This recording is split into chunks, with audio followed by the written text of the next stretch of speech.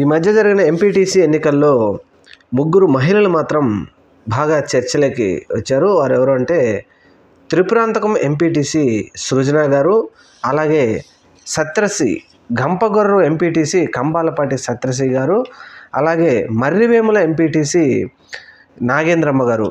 ఈ ముగ్గురు అధికార పార్టీ ఎన్నో ఇబ్బందులు పెట్టినప్పటికీ మేము వైఎస్ జగన్మోహన్ రెడ్డి గారి పార్టీ తరపున గెలిచాము, వైఎస్ రాజశేఖర రెడ్డి అంటే మాకు అభిమానం, మేము తల్లి పాలు తాగి రొమ్ము గుద్దే రకం కాదు అని చెప్పి వాళ్ళు ఎంతో ధైర్యంగా ఎంపీటీసీలుగా గెలిచి ఎంపీపీ ఎన్నికల్లో వాళ్ళు తిరిగి వైఎస్ఆర్సీపీకే ఓటు వేయడంతో ఇప్పుడు ఆంధ్రప్రదేశ్ రాష్ట్రంలో ప్రజలలో రాజశేఖర రెడ్డి గారి మీద, జగన్మోహన్ రెడ్డి గారి మీద ఎంత అభిమానం ఉందో, ముఖ్యంగా తృతీయ శ్రేణి నాయకుల్లో వారి మీద అభిమానం సడలలేదు. ఎల్లో మీడియా చెప్పినట్టు ఇవన్నీ పచ్చి అబద్ధాలే.